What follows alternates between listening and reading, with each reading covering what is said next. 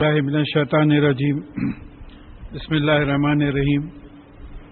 ہم پچھلی دفعہ 8ویں سورہ انفال کے 51 آیات کر چکے تھے اور یہ 10واں پارہ چل رہا ہے۔ انشاءاللہ آج سورہ انفال ختم کرنے کی کوشش کریں گے۔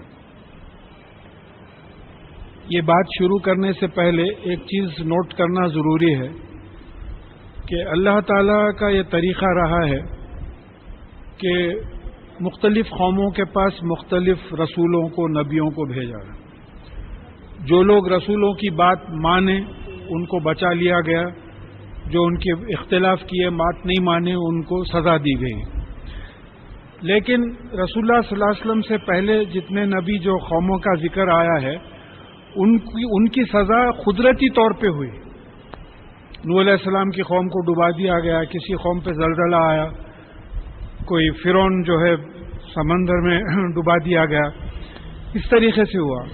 اب معلوم یہ ہوتا عیسیٰ علیہ السلام سے تو کوئی جنگ کی نوبت بھی نہیں آئی، تو معلوم یہ ہوتا ہے کہ رسول اللہ صلی اللہ علیہ وسلم کی پہلی امت تھی جن کے ہاتھوں سے کافروں کو سزا دلائی گئی۔ پورے قصص الانبیاء جس کو بولتے آپ، کہ پورے نبیوں کے واقعات اگر آپ پڑھیں تو نیچرل کیلامٹی جس کو بولتے ہیں، قدرتی حادثوں میں قوم کی تباہی ہوئی۔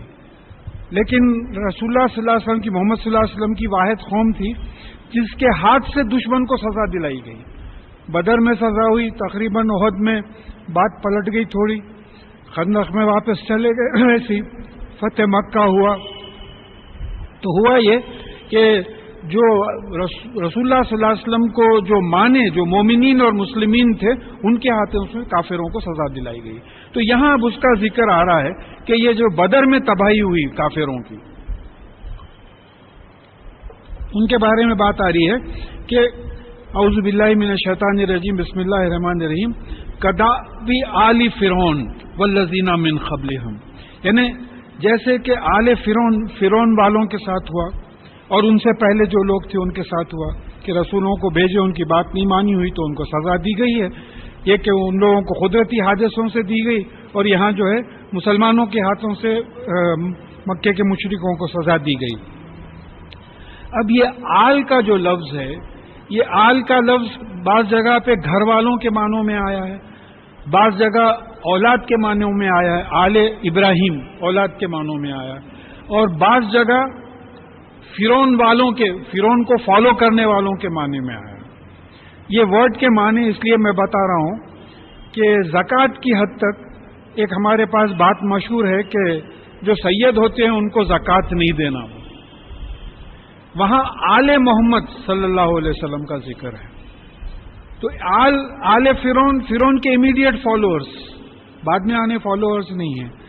آل ابراہیم علیہ السلام کے امیڈیٹ فالوورز۔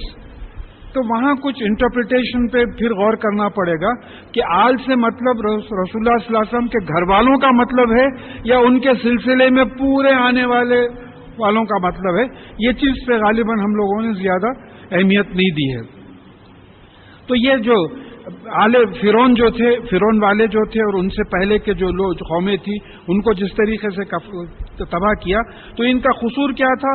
کفروا بآیات اللہ فاخذہم اللہ بذنوبہم ان اللہ قوی شدید العقاب۔ انہوں نے اللہ تعالیٰ کی آیتوں کو جھٹلایا، یعنی اللہ تعالیٰ کا جو کلام آیا رسولوں کے ذریعے ان کو مانے نہیں، ان کا انکار کیا، تو ان کی گناہوں کی وجہ سے ان کو پکڑ لیا گیا۔ دیکھیں، ذنوب کا لفظ یعنی نبی رسول کی نافرمانی کرنے والوں کے لیے ذنوب کا لفظ آیا ہے، جن کی تباہی ہوئی ہے۔ یہ ہم انڈر لائن کرنا ہے، یہ مانے، اس لیے کہ بعد میں یہ مانو پہ سورہ فتح میں، سورہ محمد صلی اللہ علیہ وسلم میں جو رسول اللہ صلی اللہ علیہ وسلم کے ساتھ لفظ آیا ہے، وہاں سمجھنے میں آسانی ہوتی ہے کہ ذنوب کا مطلب یہ ہوتا ہے کہ جو ایسی غلطیاں جس کی وجہ سے قوموں پہ عذاب آیا ہے۔ تو اللہ تعالیٰ کی آیتوں کو انہوں نے انکار کیا تو اللہ تعالیٰ نے ان کو ان کے گناہوں کی وجہ سے پکڑ لیا۔ بے شک اللہ تعالیٰ قوی ہے، شدید العقاب ہے۔ قوی کا مطلب کیا ہوتا؟ طاقت اور قوی میں کیا مشکل ہوتی؟ اب یہ ہلکا ہے، میں اٹھا لیا، اس کو طاقت کی ضرورت نہیں پڑی۔ میں اس کو اگر اٹھانے جاؤں گا تو اس کو طاقت کی ضرورت پڑے گی. یعنی ایسا بوجھ جو مشکل سے اٹھایا جائے اس کو طاقت بولتے ہیں. طاقت کا لفظ اللہ تعالیٰ کے ساتھ استعمال نہیں ہوا. قوت کا مطلب کئی چیزیں مل کے اس میں طاقت پیدا ہونا. جیسا قرآن سے بات ثابت ہے کہ ایک عورت تاگا بونتی ہے، ڈوری بونتی ہے، اس میں کئی فائبرز رہتے ہیں، اس میں طاقت آ جاتی ہے. تو اللہ تعالیٰ کے اسماء الحسنہ جو ہے وہ پورے جو ہے طاقت کی، ان کا پورا پاور ہے، تو پورے پاورز لگاتے ہیں. کوئی ان کے پاور کا جو ہے مقابلہ نہیں کر سکتا. اور شدید یعنی سخت ہیں. عقاب جو ہے عام طور پہ ایڑی کو بولتے، ایڑی پہ پلٹنا، فوراً مارنا، فوراً سزا دینا. تو اللہ تعالیٰ جو ہے کیونکہ قوی ہیں، طاقتور ہیں اور یہ سزا دینے میں سخت ہیں، بدلہ لینے میں سخت ہیں.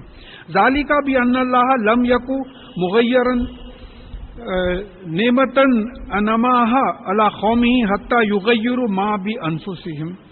یہ اس لیے ہوا، اللہ تعالیٰ ان قوموں کو جو سزا دی اس لیے ہوا کہ اللہ تعالیٰ اس وقت تک یعنی قوموں کی حالت نہیں بدلتا جب تک کہ وہ اپنی حالت نہ بدل لے. یعنی اللہ تعالیٰ ذالک بان اللہ لم یکو مغیر نعمت انعمها علیہ اللہ تعالیٰ علی قوم، یعنی اللہ تعالیٰ کس قوم پہ اپنی نعمتیں نازل کرتا ہے. ہم پہ نعمتیں نازل فرما رہا ہے، اللہ کا فضل ہے، کھا رہے ہیں، پی رہے ہیں، مزے میں ہیں. تو جب یہ نعمتوں کا شکر ادا کرنے کے بجائے کفران نعمت کی کیفیت آ جاتی ہے اور کفر اور شرک کی کیفیت آ جاتی ہے، نافرمانی آتی ہے، تو اس وقت جو ہے حتی یغیروا ما فی انفسہم، یعنی وہ ایمان اور شکر کی کیفیت کو جو کفر، ناشکری اور شرک، گناہ میں جب بدل دیتے ہیں تو اس وقت اللہ تعالیٰ وہ نعمت کو کھینچ لے کے ان کو سزا دیتا ہے. ٹھیک ہے، پھر میں بات یاد دلا دے رہا ہوں کہ قرآن حدیث ہم جب پڑھتے ہیں تو اس کو اپنے پہ اپلائی کرنا ہے. یہ قصے کہانیاں پچھلی قوموں کا نہیں، اپنے پہ اپلائی کرنا ہے کہ یہ اصول اللہ تعالیٰ بتا رہے ہیں کہ دیکھیے ہمارے ساتھ ماشاءاللہ اللہ کا فضل ہے، سب مزے میں چل رہا ہے، اللہ کا فضل ہے میجورٹی کے ساتھ. اب آپ شکر ادا کریں، ایک ایک اللہ تعالیٰ کی نعمت کو یاد کر کے شکر ادا کریں تو انشاءاللہ اور نعمتیں، کیونکہ اور ایک نسخہ بتایا گیا ہے کہ جو شکر کرتے ہیں ہم ان کو اور زیادہ دیتے ہیں. وہ بھی بات آ گئی ہے. اب آپ ناشکری کریں گے تو پھر تمہارے دلوں میں جو یہ کیفیت ہے وہ بدل دیں گے اللہ تعالیٰ، اور پھر جیسا دوسری قوموں کی سزا ہوئی ویسی سزا ہوگی. وَأَنَّ اللَّهَ سَمِيعٌ عَلِيمٌ، اور بے شک اللہ تعالیٰ سننے والا ہے، علم والا ہے. یعنی ہر چیز کو اللہ تعالیٰ سنتا ہے، ہر چیز کا علم ہے. آپ دل میں سوچو، دماغ میں سوچو، آپ کچھ بھی کرو، اللہ تعالیٰ کو اس کا علم ہے. کدابی آل فرعون والذین من قبلہم، وہی آیت ریپیٹ ہو رہی ہے کہ مکے والوں کا حشر وہی ہوا. بدر میں مکے والوں کے جو کافر اور مشرک آگے تھے مدینے کو لڑنے کے لیے مسلمانوں سے، ان کا ویسی حشر ہوا جیسا فرعون والوں کا ہوا اور ان سے پہلے لوگوں کا ہوا. اب اوپر یہ آ رہا کفروا بھی آیات اللہ، یہاں آیا ہے کذبوا بھی آیات ربہم. یہ سزا کیوں ہوئی؟ انہوں نے اپنے پالنے والے مالک کی آیتوں کا کذب کیا، جھٹلایا. تو جھٹلانے کے معنی بار بار آ چکے ہیں کہ کسی چیز کو دل سے بھی نہیں ماننا، عمل بھی نہیں کرنا. دونوں کیفیتوں کو کذب کی بات آئی ہے. کسی چیز کو دل سے بھی نہیں ماننا، جھٹلا دینا. جیسا سورہ منافقون میں آیا کہ جس کا ترجمہ ہے کہ یہ منافق کہتے ہیں کہ آپ اللہ کے رسول ہیں، اللہ تعالیٰ جانتا ہے آپ اللہ کے رسول ہیں، لیکن یہ منافق جھوٹے ہیں، یہ دل سے آپ کو رسول مانتے ہی نہیں ہیں صلی اللہ علیہ وسلم. تو یہ دل سے نہیں ماننا ہے. پھر ارایت الذی یکذب بالدین، جو آیت آئی ہے کہ آپ نے ان کو دیکھا جو دین کو جھٹلاتا ہے، یعنی وہ نماز کی پابندی نہیں کرتا، دکھاوے کی نماز پڑھتا، چھوٹی چھوٹی برتنے کی چیزوں کو جو ہے نہیں دیتا لوگوں کو، یعنی عمل نہیں کرتا. تو اب پھر اپنے پہ غور کریں کہ بھئی ہماری ایسی کیفیت ہے کیا، ہمارے دل میں ایمان ہے کیا، اور ہم ایسا تو نہیں ہو رہا کہ عمل نہیں کر کے جو ہے اللہ تعالیٰ کی آیتوں کو جھٹلا رہے ہیں جو ہمارے پالنے والے ہیں. فَأَهْلَكْنَاهُمْ ذُنُوبِهِمْ فَأَهْلَكْنَاهُمْ بِذُنُوبِهِمْ، تو اللہ تعالیٰ نے ان کے گناہوں کی وجہ سے ہلاک کر دیا. پھر وہی قوموں کی گناہوں کے واسطے ذنوب کا لفظ آ رہا ہے، یعنی ایسے گناہ جس کی وجہ سے اللہ تعالیٰ کی سزا قوموں پہ آ گئی ہے، اس کو ذنوب بولیں گے آپ. یہ بڑے بڑے گناہ، کفر، شرک وغیرہ ایسے گناہ. وَأَغْرَقْنَا عَلَى فِرْعَوْنَ، اور پھر فرعون کو جو ہے، فرعون کے لوگوں کو اللہ تعالیٰ نے غرق کر دیا. اور پھر وَكُلٌّ كَانُوا ظَالِمِينَ، اور یہ پورے ناانصاف تھے، یا اور اللہ کے رسول صلی اللہ علیہ وسلم کی اطاعت ہی نہیں کرتے تھے. تو یہاں اس سے ایک نتیجہ نکلتا یہ جو پیس یہاں ہوا ہے کہ موسیٰ علیہ السلام نے توریت پیش کی، لہذا ان کو اور ان کے ساتھیوں کو بچا لیا گیا اور فرعون وغیرہ کو سزا ہوئی. اسی طرح قرآن اور حدیث پہ جو عمل کرتے تھے ان کے ہاتھوں سے بدر میں کافروں کو سزا ہوئی. اب ہمارا جائزہ لیجیے، یہ پڑھنے کا مقصد کیا ہے؟ یہ تو ہو گیا، چلے گئے وہ لوگ، ان کا فیصلہ ان کے. ہمارا کیا ہوا؟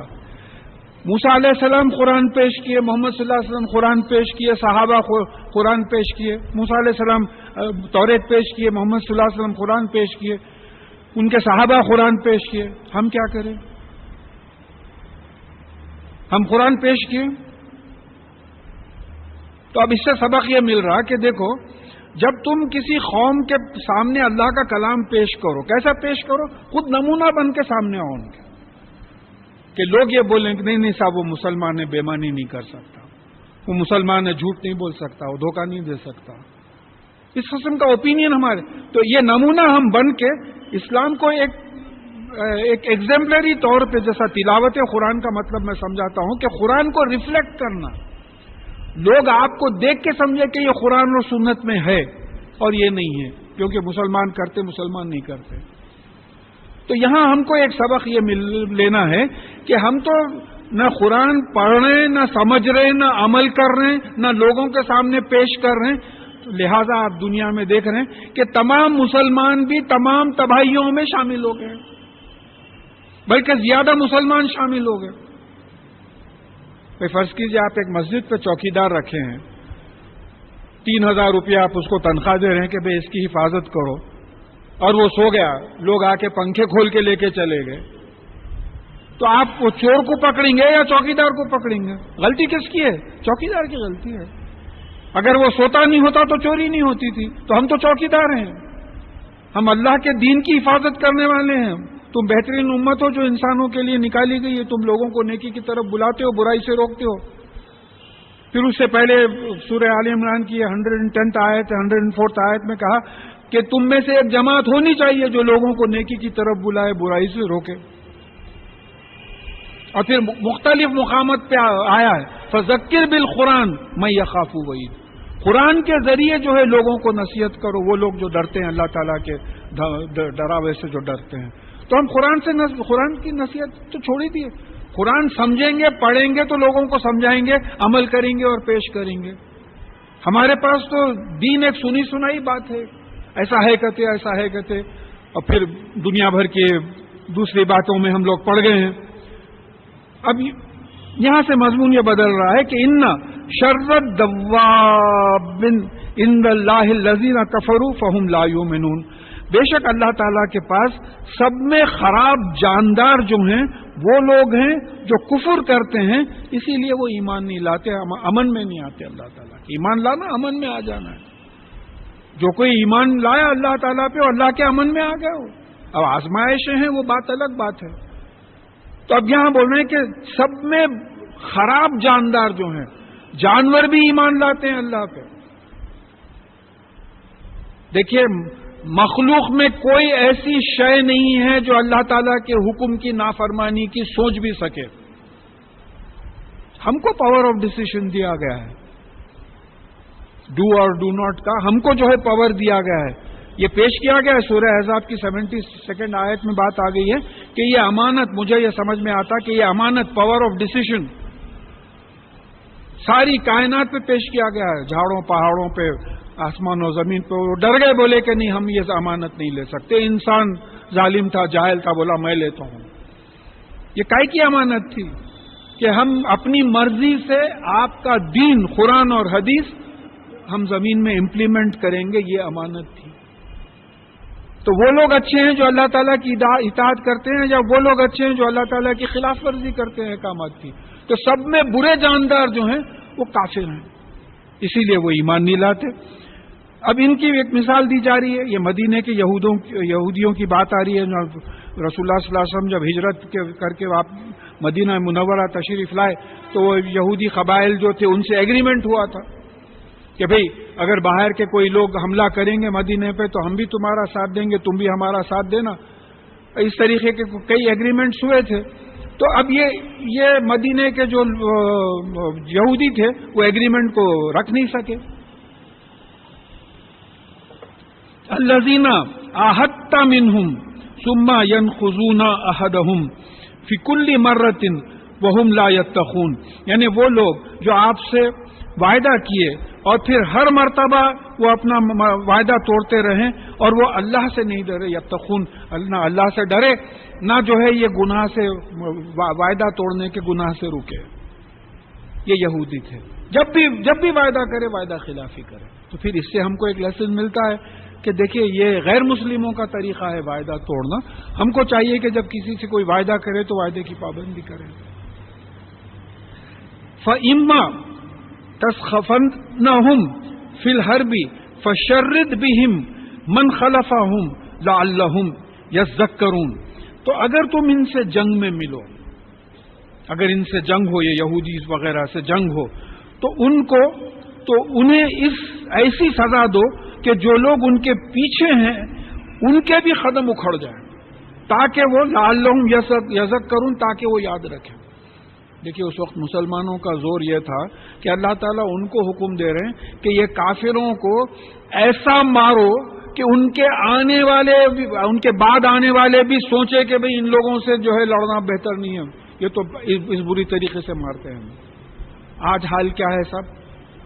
آج غیر قومیں ہم کو ایسا مار رہی ہے کہ ہماری اولاد بھی پریشان ہے ان کے خلاف اٹھنے کے لیے.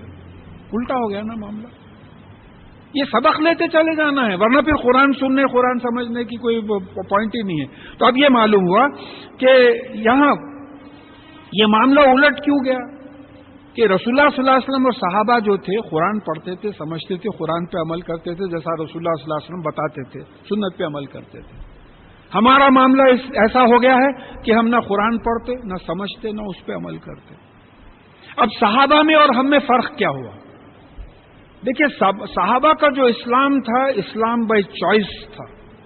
ہمارا جو اسلام ہے اسلام بائی چانس ہے. کوئی پیدا ہوا سو بچہ، اس زمانے میں مسلمان بہت کم ہوئے. رسول اللہ صلی اللہ علیہ وسلم نے دین پیش کیا. سب میں پہلے خدیجہ رضی اللہ تعالیٰ نے ایمان لائی، پھر حضرت ابوبکر صدیق رضی اللہ تعالیٰ نے ایمان لائے، پھر بچوں میں حضرت علی رضی اللہ تعالیٰ نے ایمان لائے. تو جب دین پیش کیا گیا تو وہ لوگ اینالائز کیے کہ کیا بات آ رہی ہے. بہت سے لوگوں نے سوچا کہ بھئی 360 بت ہیں کعبے میں، ان کو چھوڑ کے انہوں نے ایک ہی الہ بنا دیا ہے، لا الہ الا اللہ. نہیں مانے بہت سے لوگ، اور بہت سے لوگ سوچ سمجھ کے مانے. تو ان کا چوائس تھا. ہمارا ایسا تھا کہ ہم ماں کے پیٹ سے پیدا ہوئے، کوئی صاحب ازاں دے دیے، یاد بھی نہیں ہے کون ازاں دیے تھے، نام مسلمانوں کا رکھ دیے، کوئی آئے قرآن پڑھا دیے، اب چل رہا ہے. اپنے چوائس کا دین تو نہیں ہے، اپنی پسند سے تو اسلام نہیں لائے، کوئی کلمہ ہمارے سامنے پیش نہیں کیے. تو اس وقت تقاضا یہ ہے کہ آپ خود اپنے سامنے کلمہ پیش کیجئے. آپ مانتے ہیں کہ اللہ کے سوا کوئی اتھارٹی نہیں ہے، لا الہ الا اللہ. اگر یہ مانتے ہیں تو پھر محمد رسول اللہ صلی اللہ علیہ وسلم، محمد صلی اللہ علیہ وسلم اللہ کے رسول ہیں. ہم کو قرآن پہ ویسے ہی عمل کرنا چاہیے جیسے رسول اللہ صلی اللہ علیہ وسلم نے بتایا ہے، اپنی مرضی سے نہیں. اسی لیے تو اتنے فرقے ہو گئے. دیکھیے ایک چھوٹا سا واقعہ اس سے پہلے بھی میں سنا چکا ہوں کہ کوئی صحابی کے غیر مسلم دوست تھے، بڑے سمجھدار آدمی تھے. تو صحابی غیر مسلم دوست سے بولے کہ بھئی میں تم کو بڑا سمجھدار سمجھتا تھا اور حیرت ہے کہ تم ایمان نہیں لائے. تو یہ غیر مسلم دوست جو تھے انہوں نے کہا میں تم کو سمجھدار سمجھتا تھا، حیرت ہے تم ایمان کیسے لے آئے. تو یہ صحابی پریشان ہو گئے کہ یہ الٹا مجھ پہ مار رہے ہیں. تو وہ غیر مسلم دوست بولے دیکھیے آپ کا جو کلمہ ہے لا الہ الا اللہ محمد رسول اللہ صلی اللہ علیہ وسلم، اس کے معنی میں یہ سمجھا ہوں کہ جس دن میں مان لوں گا کہ اللہ کے سوا کوئی الہ نہیں ہے. آپ ہی کے پاس قرآن میں 2 مرتبہ یہ بات آئی ہے کہ انہوں نے اپنی خواہشوں کو اپنا الہ بنا رکھا ہے، انہوں نے اپنی خواہشوں کو اپنا الہ بنا رکھا ہے. تو جس دن میں لا الہ الا اللہ کا اقرار کروں گا اس دن اپنی خواہش کو بھی جو ہے دفن کر دینا پڑے گا. یہ میرے سے نہیں ہوتا. سمجھ رہے ہیں آپ کیا بات ہے؟ خواہش کو دفن کرنا. اچھا دفن کرنا ہی نہیں، باقی کی زندگی بالکل ویسی گزارنا جیسا محمد صلی اللہ علیہ وسلم گزار رہے ہیں. نہیں بابا اتنی ہمت ہمارے میں نہیں ہے، اس واسطے ہم ایمان نہیں لائے. تو کافر بھی جو ہے کلمے کو سمجھ کے ایمان نہیں لاتا تھا. ہم کلمے کو سمجھے ہی نہیں نا صاحب. کیسی ٹریجڈی ہے ہماری. ہم کلمے کے تقاضے کو ہی نہیں سمجھے. تو ہو یہ رہا ہے کہ دیکھیے قرآن سننے سمجھنے کا مقصد یہ ہونا کہ یہاں سے کچھ لے کے اٹھنا, کچھ ریزولوشن ہونا کہ بھئی چینج آنا لائف میں ہمارے. اور پہلا ریزولوشن یہ ہونا کہ اللہ کا کلام ہے, پڑھو اس کو, جو زبان میں آپ سمجھ سکتے ہیں اس کو پڑھو سمجھو. نہیں سمجھ میں آیا جو جانتے ہیں ان لوگوں سے پوچھو, بات سمجھنے کی کوشش کرو. تو بولے ان کو اس طریقے سے مارو کہ ان کے بعد آنے والے بھی جو ہے یاد رکھیں, اس طریقے سے مارو. معاملہ آج الٹا ہے ہمارے ساتھ. وَإِمَّا تخافن من قوم خیانتا فانبذ الیہم علی سواء. اور اگر کسی قوم سے آپ کو خیانت, دھوکے کا ڈر ہے کہ آپ ان سے کوئی وعدہ کرے ہیں اور وہ اس میں دھوکہ دیں گے, تو پھر ان کا جو ایگریمنٹ ہے وہ ایکول ٹرمز پہ پھینک دیجیے آپ. ایسا نہیں ہے کہ وہ وعدہ خلافی کرتے چلے جا رہے ہیں, آپ برداشت کرتے چلے جا رہے ہیں. نہیں, ایک ایگریمنٹ ہوا تھا, وہ ایگریمنٹ کے آپ بھی پابند ہیں, ہم بھی پابند ہیں. اگر آپ پابند نہیں ہیں تو پھر ہم بھی پابند نہیں رہیں گے. وہ ایگریمنٹ کو پھینک دیجیے. ان اللہ لا يحب الخائنین. اور بے شک اللہ تعالیٰ خیانت کرنے والے یعنی دھوکہ دینے والوں کو جو ہے پسند نہیں کرتا. خیانت کیا ہے؟ امانت میں خیانت. امانت کیا ہے؟ کوئی چیز اپنے پاس کوئی دوسرا آ کے حفاظت کے لیے رکھا دیا, کوئی پیسے رکھا دیا, وہ بھی امانت ہے. کوئی راز آ کے بولا, وہ بھی امانت ہے, آپ دوسروں کو نہیں بولنا. رشتہ داریاں ہیں, وہ بھی امانت ہے. بھئی اولاد کے ڈیوٹیز ہیں, ماں باپ کے ڈیوٹیز ہیں, میاں بیوی کے ڈیوٹیز ہیں, بھائی بہن کے ڈیوٹیز ہیں, سوسائٹی کے ڈیوٹیز ہیں, یہ بھی امانت ہے. تو خیانت کرنے والے کیا ہے؟ یعنی اللہ تعالیٰ کے جو احکامات ہیں, اللہ اور اللہ تعالیٰ کے رسول اللہ صلی اللہ علیہ وسلم کے, ان کے خلاف کرنا, ان میں جو ہے دھوکہ دینا. وَلَا يَحْسَبَنَّ الَّذِينَ كَفَرُوا سَبَقُوا إِنَّهُمْ لَا يُعْجِزُونَ. اور یہ جو کفر کرتے ہیں یہ لوگ یہ نہ سمجھے کہ وہ جیت جائیں گے. نہیں, وہ بے شک ہار جائیں گے. الٹیمیٹلی تو ہونے والا ہے. دیکھیے اس زمانے میں بھی ہو گیا کہ لاکھوں اسکوائر کلومیٹرز پہ جو ہے حکومت بن گئی وہ مسلمانوں کی, ان کی جیت ہوئی, کافروں کی ہار ہوئی. پھر قیامت سے پہلے بھی یہ بات ہونے والی ہے, جب انشاءاللہ عیسیٰ علیہ السلام آئیں گے, امام مہدی ہوں گے ان سے پہلے, تو اس وقت یہی ہوگا کہ غلبہ جو ہے ہوگا, دین اسلام غالب آ جائے گا, غلبہ ہوگا دین کا. یہ تو وعدہ ہے اللہ تعالیٰ کو. پورے آثار وہی دکھتے. احادیث میں عراق, سیریا وغیرہ کا جو ذکر ہے, دمشق کی مسجد پہ عیسیٰ علیہ السلام اتریں گے. اب آپ پولیٹیکل ڈیولپمنٹس یہی دیکھ رہے ہیں کہ پوری فوجیں ادھر ہی ڈائیورٹ ہو رہی ہیں. تو آثار قیامت. پھر اس کے بعد میں اذل بہاری فجرت و اذل بہاری سجرت, جو آخری صورتوں میں آیا ہے کہ سمندر جب ابل پڑیں گے, اپنے لیولز کو کراس کریں گے, تو آپ دیکھ رہے ہیں گرین ہاؤس ایفیکٹ ہو رہا ہے, سمندر کے لیول بڑھتے چلے جا رہے ہیں. پھر 1-2 ہفتے پہلے بی بی سی سے ایک پروگرام بتایا تھا کہ اینڈرومیڈا گیلیکسی جو ہے ہماری گیلیکسی کے قریب آتے چلے جا رہی ہے. تو معلوم ہو رہا ہے کہ یہ گیلیکسیز قریب آتے ہوئے تو فائنل کولیپس ہونے کی تیاری ہو رہی ہے. نہیں بول سکتے کب ہے. تو یہاں یہ بات سمجھنا ہے کہ یہ لوگ جو کفر کرتے ہیں یہ نہ سمجھیں کہ وہ اللہ تعالیٰ کو ہرا سکتے ہیں. بے شک وہ اللہ تعالیٰ کو ہرا نہیں سکتے, وہ جیت نہیں سکتے اور اللہ تعالیٰ کو ہرا نہیں سکتے. وَأَعِدُّوا لَهُمْ مَا اسْتَطَعْتُم مِّن قُوَّةٍ وَمِن رِّبَاطِ الْخَيْلِ تُرْهِبُونَ مِنْ عَدُوِّ اللَّهِ وَعَدُوِّكُمْ وَآخَرِينَ مِن دُونِهِمْ لَا تَعْلَمُونَهُمْ اللَّهُ يَعْلَمُهُمْ. اور ان کے لیے, یہ دشمنوں کے لیے جو اللہ کے بھی دشمن ہیں, تمہارے بھی دشمن ہیں, جتنی تمہاری عزت استطاعت ہے, جتنی تمہاری کیپیسٹی ہے, اس لحاظ سے قوت اور طاقت جمع کرو اور گھوڑوں کی فوج تیار کرو تاکہ ان کو ڈراؤ. اور ان لوگوں کے بھی لیے جو ان کے بعد آنے والے ہیں, جن کو تم نہیں جانتے لیکن اللہ تعالیٰ جانتا ہے. ایک چھوٹی سی بات ہے یہاں, اس آیت کو بہت غور سے سمجھنا ہے کہ مدینہ منورہ میں اسلامک اسٹیٹ قائم ہو گیا. اب دنیا میں کوئی بھی اسٹیٹ لے لیجئے, آپ شری لنکا لے لیجئے یا امریکہ لے لیجئے, ہر جگہ ڈیفنس کے لیے آرمی ہوتی ہے, اس میں کوئی بری بات نہیں ہے. ہر جگہ ایک آرمی ہوتی ہے اپنے اسٹیٹ کے ڈیفنس کے لیے. بھائی کوئی اگر حملہ کرے تو اب یہ جنگ بدر ہو گئی ہے. اب اس کے بعد میں اللہ تعالیٰ کو تو معلوم ہے کہ جنگ احد ہونے والی ہے, جنگ خندق ہونے والی ہے, جنگ خیبر ہونے والی ہے. ہاں, یہ تمام چیزیں ہونے والی ہیں. پھر اس کے بعد میں پرشیا اور پھر روم کے تک جو ہے فتح ہونے والی ہے. تو اب یہاں اللہ تعالیٰ یہ بیان کر رہے ہیں کہ دیکھو ڈیفنس کے لیے فوج تیار رکھو. جب تک ڈیفنس کے لیے فوج تیار نہیں رکھو گے، ایک اسلامک اسٹیٹ بن گیا ہے تو اس میں یہ نہیں سمجھنا ہے کہ جو ہے ہم حملہ کرنے کے لیے کسی، کیونکہ آپ تاریخ اسلام اگر اٹھا کے دیکھیں، مورخین کے اوپینینز بھی دیکھیں، تو ہمیشہ یہ ہوا کہ مکے کے مشرک اور کافر آ کے مدینے پہ حملہ کریں. سن 6 ہجری میں جب رسول اللہ صلی اللہ علیہ وسلم عمرہ کے لیے گئے تو عمرہ کرنے سے روک دیا ان کو. دوسرے سال 7 ہجری میں جانا پڑا. پھر ایک ہی وقت گئے، 8ویں ہجری میں فتح مکہ ہو گیا. جنگ نہیں ہوئی، سوائے بڑے بڑے کرمنلز کے پوروں کو عام معافی دے دی گئی. انگلش ہسٹورینز لکھتے کہ محمد صلی اللہ علیہ وسلم entered Mecca with the piety of a pilgrim not the pride of a conqueror. یعنی حاجی جس نرم دلی سے مکہ معظمہ میں داخل ہوتے ہیں اس کیفیت سے رسول اللہ صلی اللہ علیہ وسلم فتح مکہ کے وقت داخل ہوئے، فاتح کی حیثیت سے داخل نہیں ہوئے. یہ ہے مسنون طریقہ. تو یہاں یہ بتایا جا رہا ہے کہ آئندہ حملے ہوں گے تم پہ تو تم کو تیاری کرنا چاہیے. جب ایک اسلامک اسٹیٹ بننا ہے تو اس میں فوج ہونا چاہیے. اب اس زمانے میں گھوڑوں کا رواج تھا تو جو ہے گھوڑوں کی تیاری ہونا چاہیے دشمن سے مقابلہ کرنے کے لیے. اور یہ دشمن تمہارا بھی دشمن ہے، اللہ کا بھی دشمن ہے، اور پھر اس کے بعد میں بھی تم کو اور جنگیں لڑنے پڑیں گی جو تم کو نہیں معلوم، اللہ تعالیٰ کو معلوم ہے. اب یہ سب تیاری کے لیے پیسوں کی ضرورت ہے. بھائی اب ہمارے پاس ہی ڈیفنس کے جو بجٹس دیکھے جاتے ہیں، کروڑ روپیہ ڈیفنس پہ خرچ ہوتے ہیں. ڈیفنس کے لیے پیسے کی ضرورت ہے. اب آپ کے پاس باضابطہ ریونیو کلیکشن ہے ہر ملک میں، بات الگ ہے. وہ تو نیا اسٹیٹ قائم ہوا تھا تو لوگوں کو پیسہ دینا پڑے گا.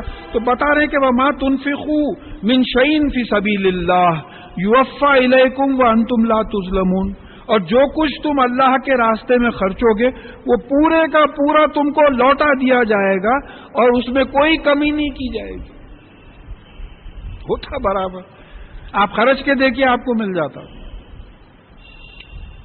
آپ آزما کے دیکھیے، اللہ کے راہ میں آپ خرچ کے دیکھیے، اللہ تعالیٰ رکھتے نہیں، فوراً دے دیتے. کسی بھی طریقے آپ پہچانتے نہیں اس کو، مگر کسی بھی طریقے سے جو ہے آپ کو بات پہنچ جاتی. آپ کسی کی مدد کر دیتے، بھول جاتے، ویسے موقع پہ اللہ تعالیٰ کسی اور سے آپ کی مدد کروا دیتا. ہم لوگ یہی ہے کہ ہم یاد نہیں رکھتے چیزوں کو. تو اب یہاں لا تظلمون، تم پہ ظلم نہیں کیا جائے گا. ظلم کے ایک معنی کمی کے بھی ہے. دیکھیے عربی کے 3 الفاظ سمجھنا ہے. عدل کا مطلب ایکول، ظلم کا مطلب کمی کرنا، احسان کا مطلب جتنا دینا ہے اس سے زیادہ دینا. تو میں مثال ایسی دیتا ہوں کہ بھائی کبھی مجھے ضرورت پڑی، آپ مجھے 10,000 روپئے دیے، خیر میں واپس دے دیا. اس کے بعد میں آپ کو ضرورت پڑی، میرے پاس ہے اس سے زیادہ. تو اب ایک چیز یہ ہے کہ میں اگر 10,000 کے 10,000 دوں آپ کو جب ضرورت پڑی تو یہ ہوا عدل. اب میں بولا نہیں بھائی یہ میرے وقت پہ کام آئے تھے، آپ یہ 20,000 رکھیے، یہ ہوا احسان. اب میں 10,000 رکھ کے بولا کہ صاحب میرے پاس نہیں ہے، یہ 2,000 ہے، یہ رکھ لے آپ، تو یہ ہوا ظلم، کمی کرنا. تو اللہ تعالیٰ بول رہے ہیں کہ جو بھی تم میری راہ میں خرچو گے وہ پورے کا پورا تم کو لوٹا دیا جائے گا اور کوئی تم کمی نہیں ہوگی. وہ دنیا میں بھی ہوگا، آخرت میں بھی. آخرت میں تو ایک جگہ 10 گنا آیا، ایک جگہ 700 گنا آیا، ایک جگہ بغیر حساب آیا. دیکھیے آپ کو یہاں کتنا ملتا صاحب، بینک میں آپ رکھا ہے تو 6% 7% ملتا. تو جو منیمم ہے 10% ہے، منیمم 10 ٹائمز پرسنٹ نہیں. آپ 100 روپئے رکھا ہے تو 1,000 روپئے ملیں گے. اللہ تعالیٰ کی راہ میں آپ 100 روپئے خرچیں گے تو آپ کو جو ہے 700 گنا 70,000 روپئے ملیں گے. اور بعض جگہ اس سے بھی زیادہ میں کون دیتا آپ کو اتنا واپس، کون دیتا؟ بہت ہوا 21% 23% بعض بزنسوں میں مل گیا تو مل گیا. تو اب یہ ایمان اور یقین کی بات ہے. بھائی بہت سے لوگ ڈوبے کا ایک صاحب بولے میں آپ کو 21% دیتا ہوں، لوگ آ کے قصے سناتے. ہم رکھا دیے صاحب 21% دے دیے. ایک تھوڑے دن دیے، ہماری رقم میں سے آدھا دے کے بولے کیا کروں صاحب کاروبار ڈوب گیا بولے. تو یہاں 21% بھی نہیں دے سکتا آدمی. اللہ تعالیٰ بول رہے ہیں کہ 100 روپئے کے 700 گنا 700 ٹائمز 70,000 روپیز اور یا نہیں تو پھر اس سے بھی بڑھ کے جو ہے دوں گا میں. اب یہاں اور ایک اصول بتایا جا رہا ہے کہ دیکھیے یہ جنگ ہی نہیں ہے. اگر کوئی قوم صلح کرنا چاہتی ہے وہ ان جنہو للسلم فجنا لہا وتوکل علی اللہ انہ هو السمیع العلیم. اور اگر کوئی اسلام کی طرف اپنے پروں کو جھکائے, یعنی کوئی سلامتی کے لیے, پیس کے لیے, امن کے لیے کوئی جھکے تو پھر تم بھی جھکو. ایسا ہے وہ اصلاح چاہ رہے ہیں, وہ صلح چاہ رہے ہیں, وہ پیس چاہ رہے ہیں, آپ جنگ چاہ رہے ہیں. ایسا نہیں ہونے کا ہے. اگر وہ بھی پیس چاہ رہے ہیں تو تم بھی پیس چاہو اور اللہ پہ بھروسہ کرو. اللہ پہ بھروسہ کا مطلب کیا ہے کہ بھئی ہو سکتا ہے وہ منہ سے بول دے کہ بھئی اب امن ہو جائیں گا, ہم آپ پہ حملہ نہیں کریں گا. اس کے بعد میں اگر حملہ کریں تو پھر اللہ پہ بھروسہ رکھو, کیونکہ بدر میں 1000 فرشتوں کو بھیج دیے تھے. اب ایک جگہ ذکر آیا اگر ہم چاہیں تو 5000 فرشتوں کو بھیج دیں, 3000 کو بھیجیں, 5000 کو بھیجیں. بھئی دیکھیے اللہ تعالیٰ کا حکم ہے, کچھ بھی نہیں. پوروں کو کن بولے تو ہارٹ اٹیک ہو کے پوروں کے پورے وہاں ختم ہو جاتے. کون سی بڑی بات ہے, کئی کیسز ہوتے, فالج ہو کے گر جاتے وہاں. تو یہ اللہ تعالیٰ بول رہے ہیں کہ اللہ پہ بھروسہ کرو. تو پھر اس میں بھی میسج ہم لوگوں کے لیے. دیکھیے ہر معاملے میں معاملہ تو ہو رہا ہے لیکن بھروسہ اللہ تعالیٰ پہ. ہمارا بھروسہ, بچوں کو بٹھا کے بولتے میاں سیلف کانفیڈنس ڈیولپ کرو. اس سے بڑی غلط بات نہیں بتا رہے ہم بچوں کو. بچوں کو بٹھا کے بولو سیلف کانفیڈنس نہیں ہونا بابا, اللہ پہ کانفیڈنس ڈیولپ کرو. اللہ بڑا ہے, اللہ کرانے والا ہے. محنت کرنا تمہارا کام, توکل اللہ پہ کرو. محنت کر کے بھروسہ اللہ پہ کرو. بدر میں محنت کرے, خالی دعائیں مانگ کے نہیں بیٹھ گئی اللہ فتح دے دیجیے آپ فرشتے آئے مار کے چلے گئے, نہیں ہوا ایسا. 14 صحابی شہید ہوئے, احد میں 70 صحابی کچھ شہید ہوئے. کیا کیا جو ہے نقصانات ہوئے مسلمانوں کے دنیاوی سینس میں. تو پھر انہ هو السمیع العلیم, بے شک وہ سننے والا ہے. تم جب دعا کرو گے تو وہ سنے گا. علیم ہے, اس کو سب علم ہے, تم سے پہلے اس کو علم ہے کیا کیا ہونے والا ہے. ان یریدوا ان یخدعوک فإن حسبک اللہ, اگر یہ چاہتے ہیں تم کو دھوکہ دینے تو پھر اللہ تعالیٰ کافی ہے. یہی وعدہ کر کے اگر وعدہ توڑے تو اللہ تعالیٰ کافی ہے. بدر میں مدد کیا تھا, تم کو تجربہ ہے. هو الذی ایدک بنصرہ وبالمؤمنین, وہی ہے جس نے تم کو تم اپنی مدد کی تھی اور مومنین سے مدد کی تھی. اپنی مدد یعنی فرشتوں کو بھیج کے مدد کی تھی, پھر مومنین سے بھی آپ کی مدد کی, آپ کے پیغام کو پھیلانے کے لیے اتنے مومنین نکل گئے راستے سے. اب یہ بڑی خاص آیت ہے ہم لوگوں کے آج کل کے حالات کے لحاظ سے. وَأَلَّفَ بَيْنَ قُلُوبِهِمْ, اور یہ مومنوں کے دلوں میں الفت ڈال دی, محبت ڈال دی. یہ محبت کس نے ڈالی؟ اللہ تعالیٰ نے ڈالی. اب ایک بات سمجھ میں آتی, کیوں ڈالی محبت؟ اس لیے کہ یہ لوگ اللہ سے محبت کرتے تھے, ہمارے ویسے نہیں تھے. اللہ کے رسول سے محبت کرتے تھے, ان کے احکامات کی پابندی کرتے تھے. تو وہ الفا بین قلوبہم لو انفقت ما فی الارض جميعا ما الفت بین قلوبہم ولکن اللہ الف بینہم, اگر تم زمین پہ جو کچھ ہے وہ پورا بھی خرچ دیتے تو ان کے دلوں میں محبت نہیں ڈال سکتے تھے, مگر اللہ تعالیٰ نے ان کے بیچ میں محبت ڈال دی. تو یہ آپس میں جو محبت, اتحاد, اتفاق جو ہوتا ہے وہ اللہ تعالیٰ کی طرف سے ہوتا ہے. وہ کن لوگوں کے ساتھ ہوتا ہے؟ جو اللہ اور اللہ کے رسول صلی اللہ علیہ وسلم کی بات مانتے ہیں. یہ مخاطب صحابہ ہیں. دیکھیں یہ اس وقت کیا مزاج تھا. قبیلوں میں اگر جنگ چلتی تو پشتا پشت جنریشنز ٹوگیدر جو ہے دشمنی چلتی تھی. جنریشنز ٹوگیدر عربوں میں دشمنی چلتی تھی. تو ان کا یہ حال ہو گیا ہے کہ بھائی بھائی کے ویسا ہو گئے. مہاجرین اور انصار کے جو واقعات اگر پڑھنے میں آئے تو بولے کھیت ہے تو ڈیوائڈ کر دیے, یہ تمہارا یہ ہمارا. بیویوں کو بولے تم پسند کرو, ہم جو تم کو پسند ہے وہ طلاق کر دے دیں گے, تم ان سے نکاح کر لو. کون کرتا صاحب؟ یہ کیا بھائی چارگی ہے؟ یہ کس نے محبت ڈالی؟ اور کیا اس کی بائنڈنگ فورس کیا تھا؟ بائنڈنگ فورس قرآن اور محمد صلی اللہ علیہ وسلم تھے. ان کے آپس کا جو بائنڈنگ فورس تھا وہ قرآن تھا اور محمد صلی اللہ علیہ وسلم تھے. آج ہم اس کو چھوڑ دیے, ہمارے پاس فرقے بن گئے, ممالک بن گئے. جو خلفائے راشدین کے زمانے میں ایک ملک جو تھا وہ بٹ کے جو ہے 55-56 اسلامک کنٹریز بن گئے. کہ کچھ تو دشمنوں کا کاروبار تھا, کچھ ہمارا اپنا ڈویژن تھا. جو رسول اللہ صلی اللہ علیہ وسلم کے زمانے میں ایک ہی جماعت المومنین تھی، آج 73 فرقے ہیں ہمارے، اور ہر فرقے کو یہ کلیم ہے کہ میں صحیح ہوں. اس لیے یہ فرقے وارانہ آپس میں جو ہے فساد ہے. پھر ملکوں کا آپس میں ایران عراق لڑ لیے، 11 سال کی جنگ کرائے، دشمن کرائے، دونوں کو ڈھیلا کر دیے، پوری پیٹرو ڈالرز جس کو بولتے پورا پیسہ ستیہ کر دیا، 11.5 سال لڑائے. دونوں کو ایک ہی ملک ہیلپ کرتے رہا لڑنے میں، بیوقوف بن کے بڑھتے رہے. وہ نکسن کو ریزائن کرنا، وہ ایکسپلینیشن دینا پڑا تھا. عراق کو بھی ہتھیار سپلائی کر رہے ہیں، ایران کو بھی ہتھیار سپلائی کر رہے ہیں. پھر کویت اور عراق میں کیا ہوا؟ آپ دیکھتے چلے جائیے، ہر جگہ جو ہے ہم ہی آپس میں. یہ اس کی وجہ اگر آپ دریافت کرنے کی کوشش کریں تو معلوم ہوگا کہ صحابہ میں اور ہمارے میں ڈفرنس یہی تھا کہ صحابہ کا اسلام بائی چوائس تھا، ہمارا اسلام بائی چانس ہے. صحابہ میں جو آپس میں محبت تھی وہ اللہ کے رسول اور اللہ کی کتاب بائنڈنگ فورس تھے. ہماری زندگی سے یہ چیز ہی نکل گئی. انہیں کتنے وقت یاد کرتے ہیں آپ اللہ تعالیٰ کو؟ سوچ کے دیکھیے آپ 24 گھنٹے میں کتنے وقت یاد کرتے ہیں. نمازوں میں یاد نہیں کرتے صاحب، اللہ رحم کرے ہم لوگوں پہ. نمازوں میں اللہ کو یاد نہیں کرتے ہم. پوری نماز گزرنے کے بعد یاد آتا کہ یا اللہ میں پوری نماز میں ایک وقت بھی آپ کو یاد نہیں کرا ہوں. تمام دماغ چل رہا تھا، یہاں سے وہاں جانا ہے، وہاں سے وہاں جانا ہے، انہوں ایسا بولے نا، ان کو مل کے ان کو پٹانے کا ہے، ایسا کرنا ہے. پورا نماز میں پروگرامہ بن رہا ہے، نہیں سب پروگرامہ بن رہے نماز. تو یہاں بول رہے ہیں کہ دیکھو اگر تم زمین بھر جو پوری زمین اگر تم اللہ کے راستے میں خرچ دیتے تو تم ان کے دلوں میں محبت نہیں ڈالتے. لیکن یہ اللہ تعالیٰ جو ان کے دلوں میں محبت ڈال دی، وہ اللہ تعالیٰ آج بھی ہیں، ان کے اصول آج بھی ہیں.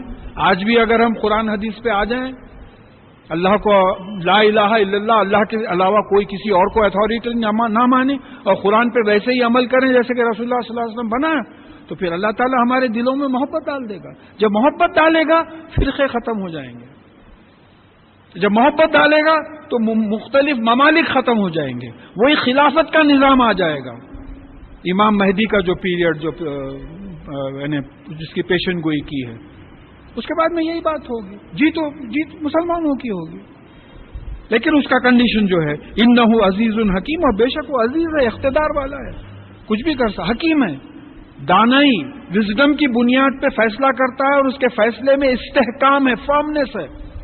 اللہ تعالیٰ کے فیصلے کو کوئی نہیں بدل سکتا. ہم بارش نہیں بھیجیں گے، بلا لیجیے آپ سائنس اینڈ ٹیکنالوجیز امریکہ سے، رشیا سے، بولے صاحب ذرا پانی گرا دے. یہ بادل تو ہے، ذرا ڈنڈے مار کے بادلوں میں تھوڑا پانی گرائیے. نہیں، ہمارا حکم ہونا ہے. تو ہم تو اس سے مانگ ہی نہیں رہے ہیں. ہم وہ کلاؤڈ سیڈنگ کی بات کر رہے ہیں. اس کی جی کلاؤڈ آیا تو سیڈنگ ہوئیں گی نا، کلاؤڈ ہی نہیں آیا تو سیڈنگ کہاں سے کرتے؟ تو جس سے مانگنا ہے، ہمارا مزاج ہی کچھ ایسا بنا ہوا ہے کہ وہی سیلف کانفیڈنس کی ہماری ٹریننگ ویسی ہوئی ہے. اپنے پہ بھروسہ، اپنے علم پہ بھروسہ، اپنی سائنس اور ٹیکنالوجی پہ بھروسہ. تو یہاں یہ بات آ رہی ہے کہ اللہ تعالیٰ عزیز ہیں، اقتدار والے ہیں، پاور والے ہیں، اور وہ حکیم ہیں. یا ایھا النبی حسبک اللہ من اتبعک من المؤمنین. یا نبی صلی اللہ علیہ وسلم، آپ کو اللہ کافی ہے، اور وہ مومنین جو آپ کی پیروی کرتے ہیں یہ کافی ہے. کتنے ہینڈ فل آف مومنین تھے اس وقت؟ 313 تو نکلے تھے جنگ کے لیے. تو اللہ تعالیٰ کافی ہے. آپ دوسروں کے جو ہے اس پہ وہ مت کیجیے. اللہ تعالیٰ کافی ہیں آپ کے لیے، اور جو مومنین آپ کے ساتھ ہیں. اب دیکھیے یہاں ایک آیت کو بعض وقت مس انٹرپریٹ کر لیتے ہیں بعض لوگ. یہ بات یہاں بھی ذرا سمجھنا ہے کہ یا ایھا النبی حرض المؤمنین علی القتال. اے نبی کریم صلی اللہ علیہ وسلم، مومنین کو، رسول اللہ صلی اللہ علیہ وسلم کو ڈائریکٹ بات ہو رہی ہے. مومنین اس وقت کون ہے؟ صحابہ ہے. یہ آرڈر مدینے کے مسلمانوں کو جو اسلام قبول کریں ان کے لیے آیا ہے کہ ان کو جنگ کے لیے ابھاری ہے.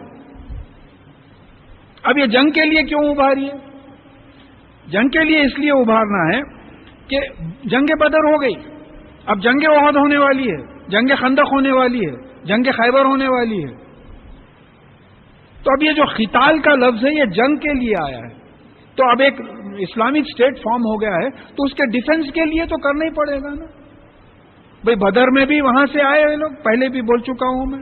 احد میں بھی وہاں سے مکے سے آئے، یہ لوگ نہیں گئے نا، وہاں سے وہ لوگ آئے، خندق میں بھی وہی لوگ آئے، بڑی 10-12 ہزار کی آرمی لے کے آئے، اللہ تعالیٰ کی مدد آئی، پورے شامیانے ان کے اکھڑ گئے، دیگاں بہ گئے، ایک ہنگامہ نیچرل کیلامیٹی ہو گئی. لیکن اب یہ جب اسلام قائم کرنے جائیں گے تو جب دشمن کوشش کریں گا کہ اسلام قائم نہ ہو تو ڈیفنس میں تو آپ کو تیار رہنا پڑے گا. اب دیکھیں یہاں یہ بات سمجھنا ہے کہ بعض غیر مسلم کمنٹیٹرز کا خیال یہ ہوئے کہ دیکھیے صاحب یہاں تو آیا ہے نا جنگ کے لیے تیاری کرو، گھوڑے تیار رکھو، یہ کرو، یا جنگ کے لیے تیاری کرو. اب ہمارا انٹرپریٹیشن یہ ہے کہ بھئی اسلامک اسٹیٹ کے ڈیفنس کے لیے جنگ اگر ہوئی تو اس کے لیے تیاری کرو، اس لیے کہ تلوار سے اسلام پھیلایا جا ہی نہیں سکتا. میں آپ کو ایک آیت پیش کر دیتا ہوں، اس کا مطلب سورہ یونس کی 99 آیت ہے، وہ اچھا یاد کر لینا اس کو. اللہ تعالیٰ فرماتے ہیں اگر اللہ چاہتا تو سارے انسانوں کو جميعا ایمان پہ جمع کر دیتا. تو کیا تم مجبور کرو گے ان لوگوں کو کہ ایمان لاؤ؟ دوسری آیت ہے کہ اللہ کی اجازت کے بغیر کوئی ایمان نہیں لا سکتا. قرآن صاف کر دیا ہے کہ آپ کسی کو ایمان لانے پہ مجبور نہیں کر سکتے. اجی آپ اپنے بچوں کو نماز کو جانے کے واسطے مجبور نہیں کر سکتے، کافروں کی بہت دور کی بات ہے. یہ اتنی غلط چیز ہمارے بارے میں پھیلا دی. ایک وقت میرے کوئی کلیگ سے، نان مسلم کلیگ سے بات ہوئی تھی، بولا صاحب آپ تلوار رکھ دیجئے میرے گلے پر، میں انشاءاللہ اسلام سے نہیں ہٹوں گا. یہ اور بات ہے ڈر کے اگر کچھ بول دوں، مگر میں دل سے تو قائل نہیں ہوں گا، کیونکہ میں قائل ہوں دل سے. میں دل سے جو ہے قرآن پڑھا ہوں، اللہ کے فضل سے اللہ تعالیٰ نے قرآن سمجھنے کی توفیق دی ہے، اللہ تعالیٰ کا کرم ہے. بات سمجھ میں آ گئی کہ یہ ہے صاحب یہ دین، فائنل دین ہے، یہ بات سمجھ میں آ گئی. اب ڈر کے، اب بعض لوگ پیسے کی لالچ میں کنورٹ ہو جاتے بس، لیکن دل نہیں بدلتا ان کا. دل تو وہی لگا آ رہا تھا، وہی حرکت پہلے کے ایسا کرتے، لیکن پیسے کی خاطر کچھ کر لیتے. تو یہاں یہ بات ثابت ہو رہی ہے کہ جب اسلامک اسٹیٹ ایک قائم ہوئی، دیکھیے قرآن انڈیویجول سے لے کے ایک اسلامک اسٹیٹ تک پورا لیجسلیشن دیتا ہے. ایک دین قائم کرنا ہے تو پورا کانسٹیٹیوشن آنا نا سب اس کے واسطے، کہ انڈیویجول تو ہے آپ نماز بھی جماعت سے پڑھو، اتحاد ہونا، اتفاق ہونا. اچھا جو نماز مسجد کی جو دوستی رہتی ہے اس کا کوئی لیول ہی الگ ہوتا ہو، حالانکہ بچپن کے ساتھ ہی نہیں رہتے کچھ بھی نہیں، مگر مسجد میں ملتے ملتے ایک عجیب قسم کا الگ خلوص پیدا ہو جاتا. تو اب یہاں یہ بات آ رہی ہے کہ ڈیفنس کے لیے تم یہ کرو، کیونکہ تم کسی ملک پہ حملہ کر کے ان کو پوروں کو مسلمان نہیں بنا سکتے، کیونکہ ان کے دل بدلنا ہے. تلوار سے دل نہیں بدلتا، پیسے سے دل نہیں بدلتا، کنوکشن ہونا. جی ہم نہیں بدلے نام کے مسلمان تو دوسرے کیسا بدلیں گے؟ ہم نام کے مسلمان ہم لوگ نہیں بدلے نا صاحب. کیسی حالت ہونا چاہیے تو قرآن کے معاملے میں ہماری کیسی حالت. کتنے مقامات ہیں جہاں صرف قرآن کے ذریعے تبلیغ کی جا رہی ہے، اللہ کے کلام کو اہمیت دی جا رہی ہے. سوچ کے دیے وہ ورلڈ اوور سوچ کے دیکھیے آپ، تو دوسروں کو کیسا. تو یہاں اللہ تعالیٰ جو بتا رہے ہیں کہ دیکھو ایک اسلامک اسٹیٹ قائم ہو گیا ہے تو تم جو ہے مسلمانوں کو ابھارو کے ڈیفنس کے لیے جو ہے، ڈیفنس کے لیے جو جنگ ہوگی اپنے دفاع کے لیے، اپنے بچانے کے لیے، اس کے لیے تیار کرو. اب یہاں پروپورشن دیکھیے آپ، ان یکم منکم 20 صابرون یغلبون 100، اور اگر تم میں سے 20 صبر کرنے والے ہوں تو وہ 200 لوگوں پہ غالب آئیں گے. اگر تم میں سے 20 صبر کرنے والے ہوں تو 200 لوگوں پہ غالب آئیں. ہمارے پاس صبر کا تصور کیا ہے؟ بیچارے خاموش ہو جاتے، بھئی صبر کر کے خاموش ہو جاتے. نہیں، یہاں حملہ ہو رہا، 200 لوگ حملہ کر رہے ہیں تو 20 لوگ صبر سے بیٹھے ہوئے ہیں. صبر کا یہ مطلب نہیں ہے. صبر کا مطلب یہ ہے کہ تم ان سے لڑنے میں جو تکلیف ہوگی اس کو برداشت کرو،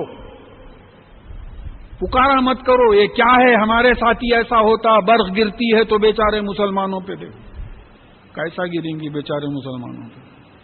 مسلمان اگر ہے تو اس پہ آزمائش کے لیے گر سکتی ہے، سزا کے لیے نہیں گر سکتی اس کے.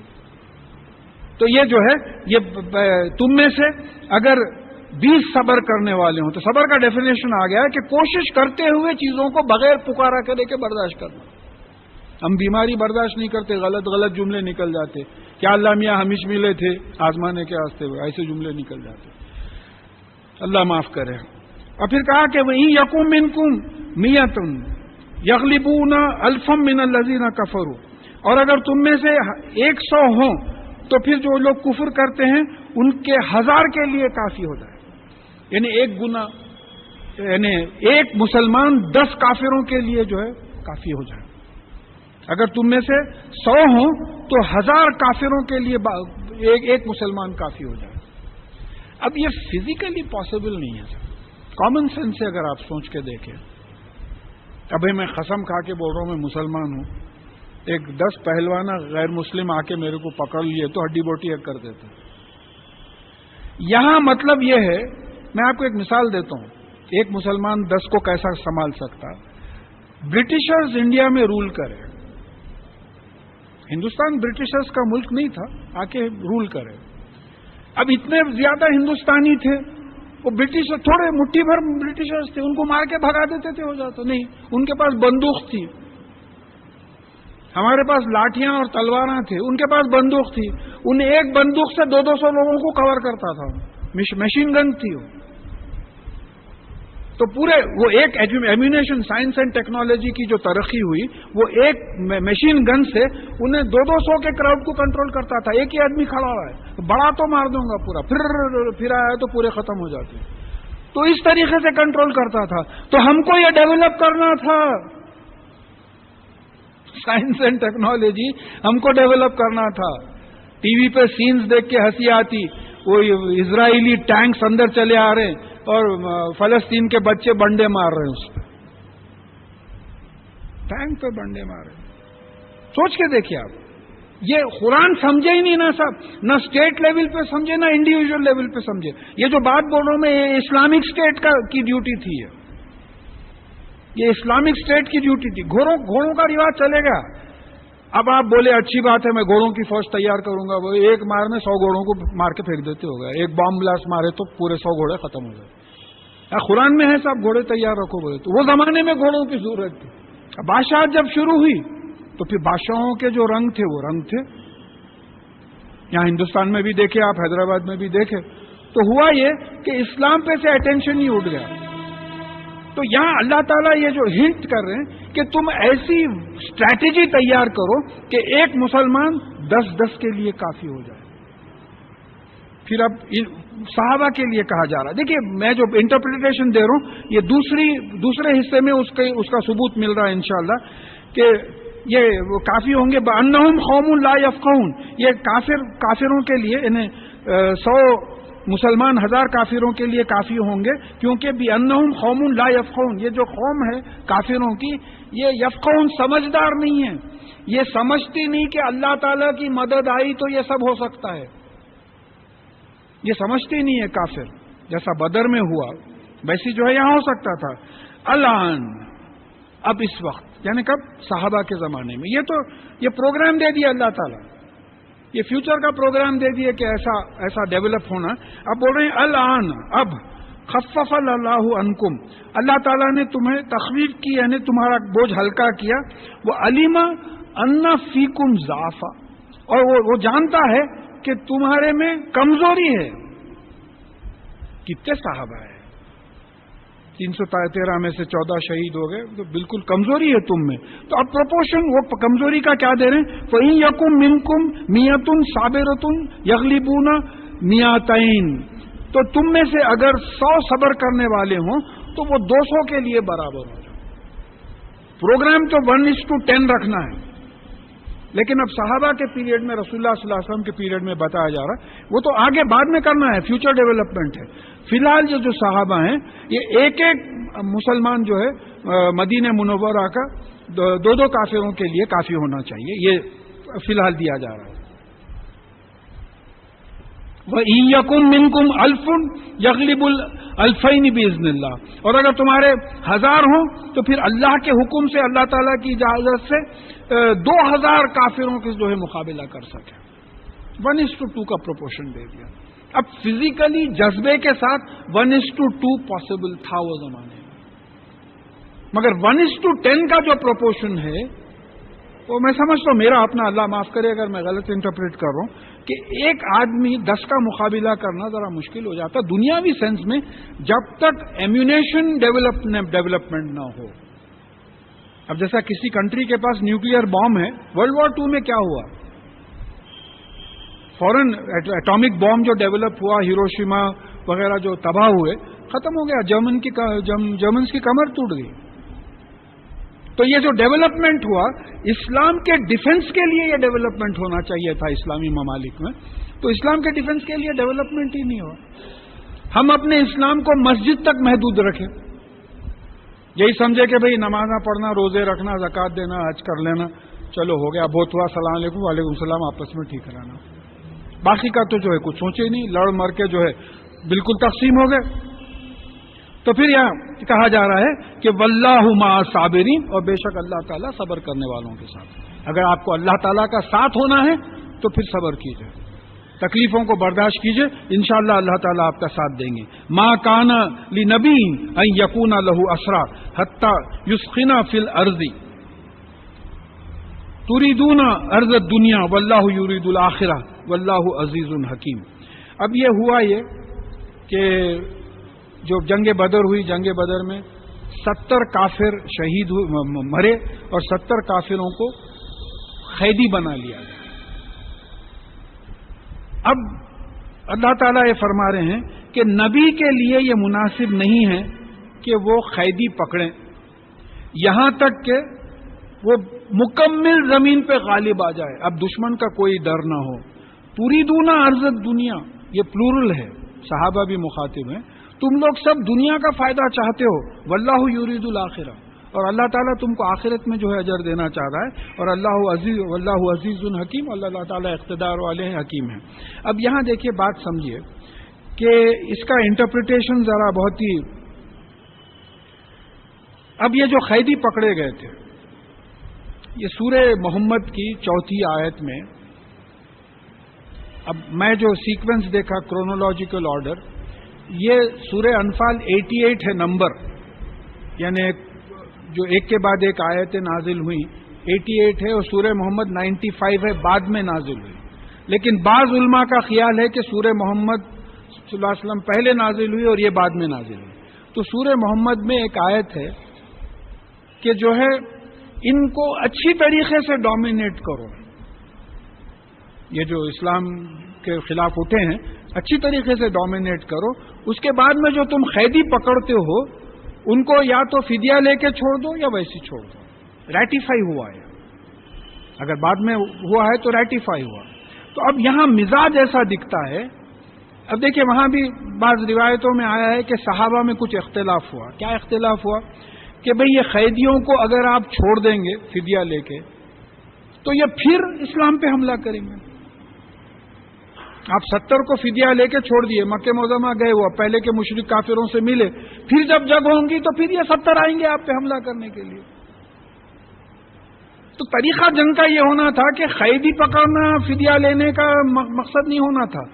مقصد یہ ہونا تھا کہ بالکل مٹا دو ان لوگوں کو، تاکہ اسلام کی دشمنی باقی نہ رہے. جب اسلام کی دشمنی باقی نہ رہے تو اس کے بعد میں تم قیدی پکڑو، فدیہ لو، چھوڑو، یہ بات ہو گئی. تو اب یہاں یہ بات آ رہی ہے کہ اللہ تعالیٰ عزیز ہیں، حکیم ہیں، اقتدار والے ہیں.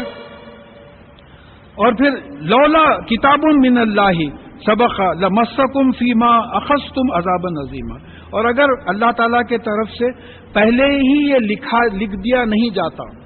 دیکھیے قرآن شریف تو لوح محفوظ میں لکھی جا چکی تھی، موجود تھی. اس میں سورہ محمد میں یہ اجازت آ گئی تھی کہ جب تم اچھی طریقے سے ڈومینیٹ کر لو اور کافروں کے حملے کا تم کو کوئی ڈر نہیں ہے تو پھر قیدی اگر لیں تو وہ قیدیوں کو ویسے بھی چھوڑ سکتے ہیں یا فدیہ بھی لے کے چھوڑ سکتے ہیں. تو اگر یہ پہلے سے یہ حکم لکھا نہیں جاتا تو کیا ہوتا تھا؟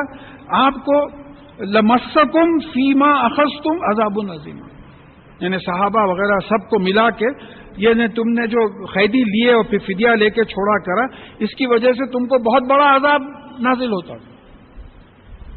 دیکھیے یہاں ایک بات سمجھیے، جنگ احد میں بھی یہی ہوا، ہم سورہ آل عمران میں پڑھ چکے ہیں، جنگ احد وغیرہ میں بھی یہی ہوا، اس کے یعنی پہلے پڑھ چکے ہیں، ریفرنس یاد نہیں ہے مجھے، کہ ایک ٹیم کو کھڑا کر دیا گیا تھا 50 تیر انداز کو کہ بھئی ادھر جنگ چل رہی ہے، تم حفاظت کرو ادھر. جب احد میں پہلی جیت ہو گئی مسلمانوں کی تو ہوا یہ کہ وہ لوگ دیکھے جیتتے ہوئے، ان کے جو صدر تھے روک ہی رہے ہیں، چھوڑ کے 30-40 لوگ نکل گئے. خالد بن ولید رضی اللہ تعالیٰ عنہ اس وقت تک ایمان نہیں لائے تھے، وہ پیچھے سے دیکھے کہ یہ راستہ کھلا ہے، آ کے مسلمان مال غنیمت میں مصروف تھے، سامنے سے بھی حملہ ہوا، پیچھے سے بھی حملہ ہوا، بیچ میں رسول اللہ صلی اللہ علیہ وسلم کے 2 دانت ٹوٹ گئے، آپ کے چہرے پہ جو ہے زخم آ گیا. تو کیا ہوا؟ رسول اللہ صلی اللہ علیہ وسلم کی ایک بات نہیں ماننے کی وجہ سے جو جیت گئے تھے وہ ہار میں تبدیل ہو گئے. اب یہاں وہی بات ہو رہی ہے کہ دیکھو تم دنیا کی خاطر مت کرو، تم ایک کچھ غلام واپس کریں گے، فدیہ دیں گے، ان کے رشتہ دار لے لیں گے، کیا ملے گا؟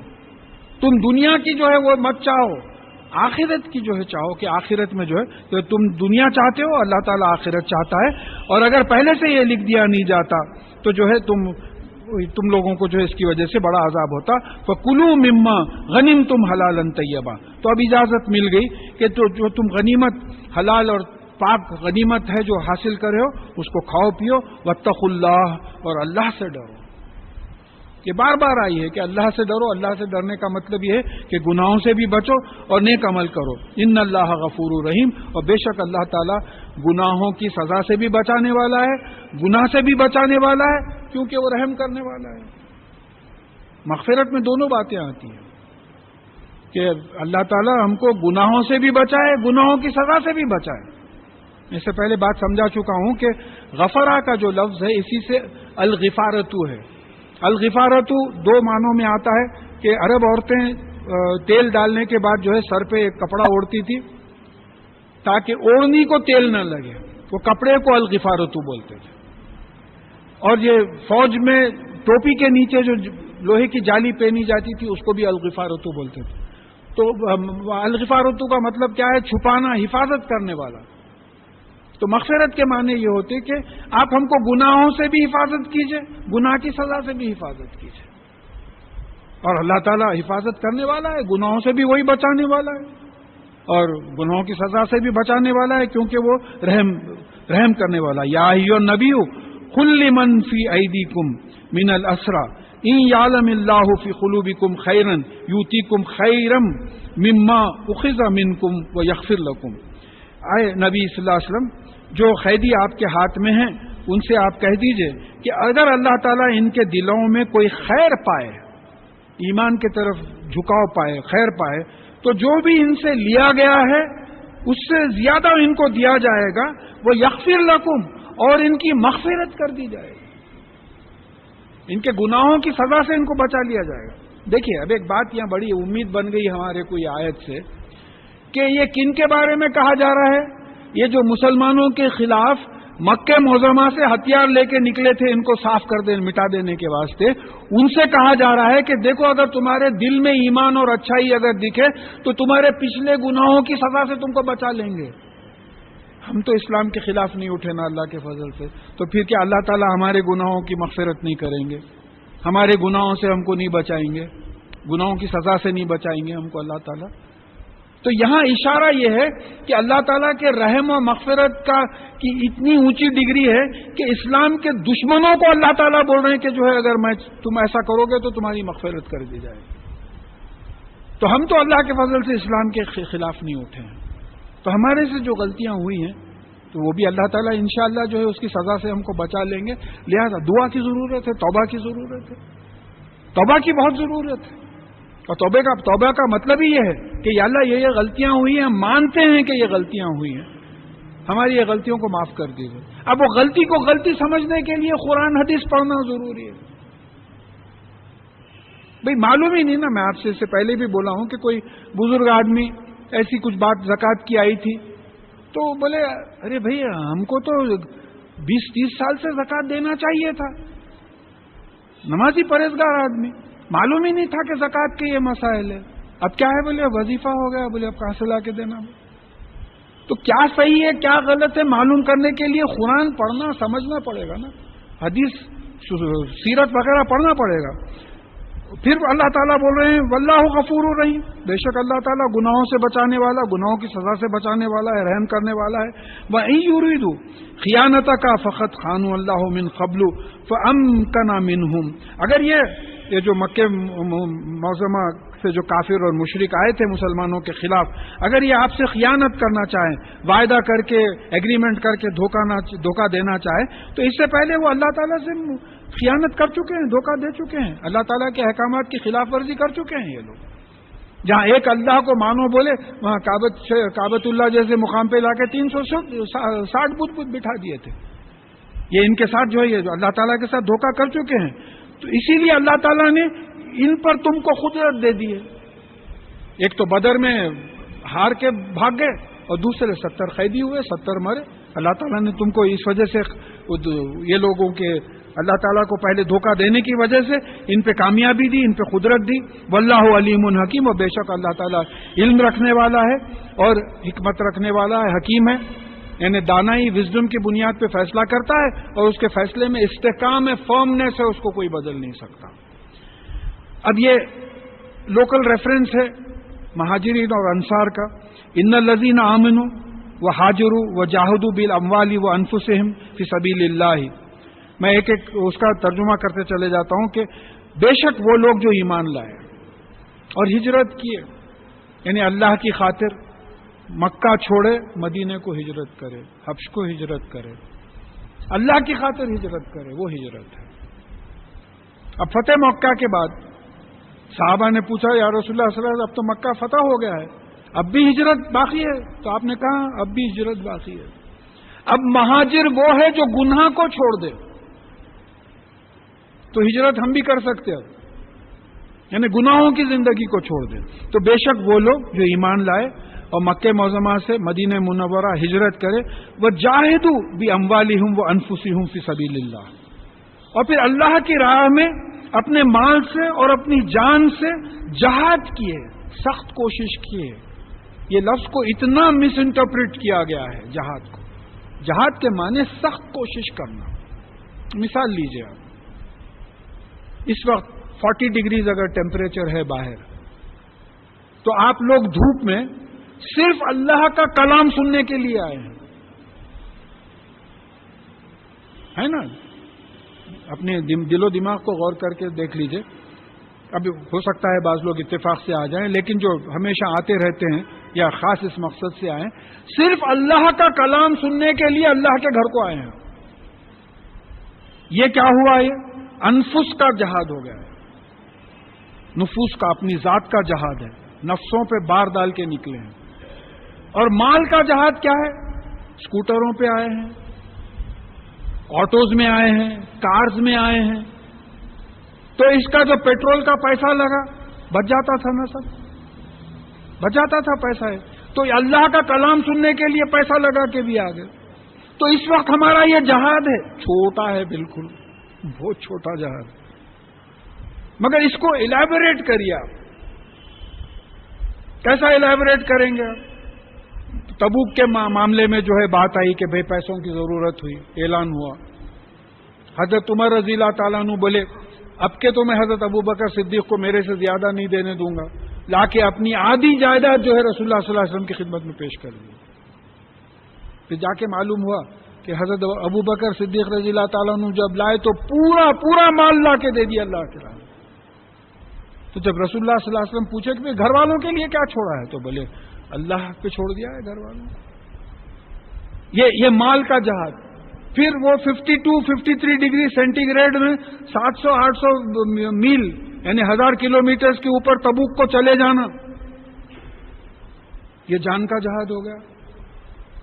تو اب یہاں یہ بول رہے ہیں کہ دیکھیں ہم کو ملانے غلط بات ہے، صحابہ کی بات آ رہی ہے، میں مثال دے رہا ہوں سمجھنے کے لیے کہ وہ لوگ جو ایمان لائے، پھر مکہ معظمہ سے مدینہ منورہ آئے اللہ کی راہ میں، پھر جہاد کیے، اپنا مال لگائے، اپنے انفس لگائے اللہ کی راہ میں. والذین آووا ونصروا، اور جن لوگوں نے ان کو پناہ دی، مدینے والوں نے ان کو پناہ دی اور پھر ان کی مدد کی. یہ جو مکے سے نکلے تھے مہاجر تھے، ہجرت کرنے والے مہاجرین تھے، اور نصر مدد کرنا، انصار مدد کرنے والے، مدینے میں جو تھے وہ انصار تھے۔ اب یہ آئے اپنا گھر دار، ارے بیوی بچے چھوڑ کے آئے، جائیداد چھوڑ کے آئے۔ اگر کوئی گیسٹ آ گیا گھر میں میری بات بول رہا ہوں، میرے پلنگ سے ہٹ کے دوسری جگہ سونے طبیعت نہیں چاہتی، نیند نہیں آتی بھائی بولی، مہمان نوازی میں اتنا تک طبیعت آگے نہیں بڑھتی۔ یہ کیا معاملہ تھا ان کا؟ بیوی بچے گھر دار چھوڑ کے اللہ کی راہ میں نکل گئے۔ اب یہاں جب آئے تو کوڑی نہیں تھی ان کے پاس، تو رسول اللہ صلی اللہ علیہ وسلم نے مہاجرین اور انصار ایک ایک کو ایک ایک کا بھائی بھائی بنا دیا۔ ابھی بات آئی تو ایک انصار میں سے کسی نے کہا کہ صاحب یہ میرے کھیت ہیں، آدھے آپ لے لیجئے، آدھے میرے لیے چھوڑ دیجئے۔ اب بعض روایتوں میں بیویوں تک آیا کہ کہا کہ یہ میری بیویاں ہیں، آپ جن کو پسند کرتے ہیں میں طلاق دے دیتا ہوں، اس کے بعد میں آپ ان لوگوں سے شادی کر لیجیے۔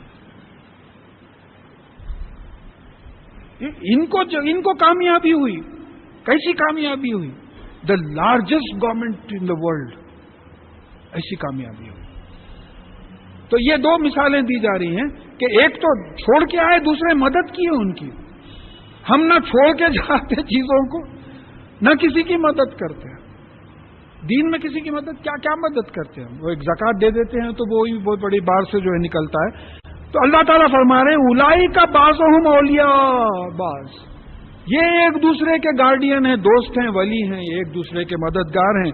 والذین آمنوا ولم یہاجروا ما لکم من ولایتہم من شیء حتی یہاجروا، اور وہ لوگ جو ایمان لائے لیکن ہجرت نہیں کی، ان سے تمہاری کوئی دوستی نہیں ہے جب تک کہ وہ ہجرت نہ کرے۔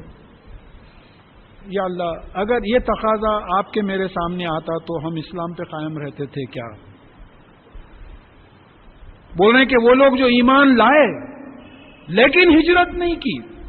دیکھیے بات، والذین آمنوا ولم یہاجروا ما لکم من ولایتہم من شیء حتی یہاجروا، وہ لوگ جو ایمان لائے لیکن ہجرت نہیں کی، اللہ کے راستے میں نہیں نکلے، اللہ کے لیے اپنے وطن کو نہیں چھوڑا، تو بولے ان سے کوئی تمہارا لینا نہیں دینا نہیں ہے کسی چیز میں، یہاں تک کہ وہ ہجرت کرے۔ کیسا ڈیمانڈ تھا وہ مسلمان کدھر، ہم کدھر؟ سوچ کے دیکھیے کدھر ہے وہ، تھوڑا ذرا ذہن پہ بار ڈالنا ہے کہ ہمارا کیا مقام ہے۔ ہم بلا وجہ جو ہے سمجھتے کہ بھئی صبح سے 2 نمازاں ہو گئے، حضرت ایک تو جماعت سے ہو گئی، ان کا کیا مقام تھا، ان کا اور ہمارا کیا مقام ہے؟ یہ ڈیمانڈ اگر ہم سے ہوتا تو ہم میں سے کتنے ہوتے جو نکلتے بقول کوئی صاحب اچھا بولے ہمارا تو یہ حساب ہے صاحب، کوئی فقیر پوچھا تو پرس نکال کے سب میں چھوٹا کوئن ہے وہ دیتے ہوئے، اتفاق سے اگر بڑا 98 روپیہ نکل گیا تو فقیر کو روپیہ دیتے ہوئے بولے 10 پیسے نکال دیتے۔ ہمارا تو یہ حال ہے ایمان کا ہمارا۔ تو کہا کہ وَإِنِ اسْتَنْصَرُوكُمْ فِي الدِّينِ، مگر اگر یہ دین کے معاملے میں تمہاری مدد مانگے، مکہ معظمہ میں ہیں مسلمان، ایمان لائیں، ہجرت نہیں کریں، لیکن وہ دین کے معاملے میں تم سے مدد مانگے، فَعَلَيْكُمُ النَّصْرُ، تو تمہارا فرض ہے کہ ان کی مدد کرنا، إِلَّا عَلَىٰ قَوْمٍ بَيْنَكُمْ وَبَيْنَهُمْ مِيثَاقٌ، سوائے اس قوم کے خلاف جن میں اور تمہارے میں کوئی وعدہ ہو چکا ہے کہ ہم جنگ نہیں کریں گے۔ دیکھیں مہاجرین، مکہ معظمہ کے مہاجرین ہیں، انصار ہیں، ان کو حکم ہو رہا ہے کہ مکے میں جو مسلمان ہیں ہجرت نہیں کرے، ان سے تمہارا کوئی لینا دینا نہیں ہے۔ ہاں اگر دین میں کوئی مدد مانگے تو وہ مدد کر دو، لیکن یہ مدد ایسی قوم کے خلاف نہیں ہونا جن کا مدینے والوں کے ساتھ ایگریمنٹ ہے کہ ہم جنگ نہیں کریں گے۔ یہ ہے قرآن، یہ پیش کرنا ہے ہم کو غیر مسلموں کے سامنے کہ صاحب کسی سے اگر ایگریمنٹ ہو گیا ہے تو ہم اپنے مسلمانوں کی بھی مدد نہیں کریں گے، کیونکہ ان کے ساتھ ایگریمنٹ ہوا ہے۔ وعدہ خلافی مسلمان نہیں کر سکتا۔ مکے میں رہنے والے ایمان والوں کی بھی ہم مدد نہیں کریں گے اگر وہ مدد ایسی قوم کے خلاف مانگے جس قوم کا مدینے کے مسلمانوں سے ایگریمنٹ ہوا ہے۔ یہ ہے اسلام۔ کئی نمونہ پیش ہوتا ہے اس کا انڈیویجل لیول پہ یا اسٹیٹ لیول پہ، کیا ہے تماشا؟ کوئی اسلام کا تو ذکر ہی نہیں ہے۔ بھئی آپ ہم تو مجبور ہیں، جہاں کسی قسم کی مجبوری نہیں ہے وہاں بھی یہی چیزیں، یہی سینز دکھتے ہیں۔ کوئی ذکر ہی نہیں ہے ان کی زندگی میں. واللہ بما تعملون بصیر. اور بے شک وہ جو کچھ کرتے ہیں اللہ تعالیٰ اس کو دیکھ رہا ہے. ایسا نہیں ہے کہ اللہ تعالیٰ اس سے غافل ہے. والذین کفروا بعضهم اولیاء بعض. اور وہ لوگ جو کفر کرتے ہیں وہ ایک دوسرے کے مددگار، ایک دوسرے کے گارڈین، ایک دوسرے کے دوست ہیں کفر کرنے والے. جبھی تو بدر میں ایک ساتھ ہو کے آئے، جماعت بن کے آئے. دیکھیے ایک بات ہے، جہاں ایمان کی شدت تھی صحابہ کی اور رسول اللہ صلی اللہ علیہ وسلم کی، وہاں کفر اور شرک کی بھی شدت تھی. 400 کلومیٹر مکہ معظمہ سے آ کے مدینے پہ حملہ کرنا، کفر کی کیا شدت ہوگی، شرک کی کیا شدت ہوگی. یہ بھی تو ایکسپٹ کرنا پڑے گا نا آپ کو. ایک وقت نہیں، بدر میں آئے، احد میں آئے، خندق میں آئے، مسلسل چلے آ رہے ہیں. ہر سال 2 سال، ہر سال 2 سال میں جو ہے یہ بات ہوتے چلے جا رہی ہے. تو یہ جیسا ایک دوسرے سے جو ہے ایک دوسرے سے ملے ہوئے ہیں، ایک دوسرے کے مددگار ہیں. الا تفعلوا تکن فتنۃ فی الارض وفساد کبیر. اگر تم بھی ایسا نہ کرو تو زمین میں فتنہ، آزمائش، تباہی، تکلیف اور فساد، بہت بڑا فساد، بہت بڑا کرپشن، بہت بڑا ڈس آرڈر پھیل جائے گا. تم بھی ایسا نہ کرو کا مطلب یہ ہے کہ تم بھی اگر متحد نہ رہو، ایک دوسرے سے ملے ہوئے نہ رہو، تو کیا ہوگا؟ زمین میں فتنہ ہو جائے گا، آزمائشوں میں پڑ جاؤ گے، تکلیف میں پڑ جاؤ گے. وہ فساد کبیرہ، فساد ڈس آرڈر، اصلاح کا اپوزٹ، بہت بڑا ڈس آرڈر ہو جائے گا. اب کیا ہے؟ آرڈر ہے، ہر جگہ مار کھا رہے ہیں، منہ نہیں کھول سکتے. ہمارے اتنی بے عزتی کسی کی نہیں ہو رہی ہے. منہ پہ بول رہے ہیں، ٹی ویز میں بول رہے ہیں، ریڈیوز پہ بول رہے ہیں، کوئی پلٹا کے جواب نہیں دے سکتا. تو یہاں یہ بات آ رہی ہے کہ تم بھی اگر ایک دوسرے سے نہ مل جاؤ تو پھر یہ بات آئی ہے. ایک تو بھی ہم انڈیویجلی ایک دوسرے سے ملنا ہے، دوسرے فرقہ بندی ختم کرنا ہے. رسول اللہ صلی اللہ علیہ وسلم کیا تھے؟ حنفی تھے، شافعی تھے، سنی تھے، شیعہ تھے. صحابہ کیا تھے؟ سوچ کے دیکھیے آپ، غیر مسنون چیز ہے یہ. ایک صاحب مجھے فون کیے کر کے بولے صاحب آپ شیعہ ہیں یا سنی ہیں؟ ملا کیوں؟ تو نہیں، آپ کے ٹرانسلیشن میں آپ کے نام کے ساتھ میر لکھا ہوا ہے. بولا کیا فرق ہوتا صاحب؟ مسلمان ہوں، ایکسپٹ کر رہا ہوں اسلام. یعنی آپ قرآن بھی خرید رہے ہیں تو یہ حالت ہم لوگوں کی ہو گئی ہے کہ جو ہے. تو یہاں یہ بات آ رہی ہے کہ تم بھی اگر ایک دوسرے سے متحد نہ ہو، جیسا کافر متحد ہو گئے ہیں، تو پھر زمین میں فتنہ پھیل جائے گا اور زمین میں جو ہے فساد، ڈس آرڈر پھیل جائے گا. اور یہ بالکل قرآن کی آیت ہے، یہ آج ہو رہا ہے. قرآن غلط نہیں ہو سکتا ہے. اب اس کا ایک ہی سلوشن ہے کہ یہ فرقے ہمارے میں ختم ہونا، ہم ایک جماعت بننا. اور انشاءاللہ امام مہدی آنے کے بعد ہو سکتا ہے ہو جائے، عیسیٰ علیہ السلام آنے کے بعد ہو جائے. کوشش جاری کرنا ہے اس کے لیے. اور پھر دوسری بات یہ ہے کہ یہ جو ہمارے اتنے ممالک ہیں وہ ایک کامن ہیڈ کے تحت ہونا چاہیے. ایک صاحب کوئی ایسوسیشن کے، اسلامی ایسوسیشن کے، میں گن فاؤنڈری میں تھا جب ملنے آئے تھے، تو بولا صاحب یہ پورے اتنے حیدرآباد میں انجمنہ ایسوسیشنز ہیں اسلام کے، اپن پورے بند کر کے ایک کھول کے جو کام کر رہے ہیں اس کے ڈویژنز بنا دیں گے. تو انہوں مسکرا کے بولے یہ جو ایک ایسوسیشن بنیں گی اس کا پریزیڈنٹ کون بنے گا؟ بولا نہیں میں تو نہیں بنوں گا. نہیں مجھے معلوم ہے آپ بولیں گے، لیکن ہر انجمن کو آپ اپروچ کریں گے بولے تو بولیں گے کہ ہاں ٹھیک ہے اگر آپ میرے کو پریزیڈنٹ بنائیں تو. اب اتنے پریزیڈنٹ کھڑے رہ جائیں گے کہ آپ پریزیڈنٹ بنا نہیں آ سکتے نزدیک.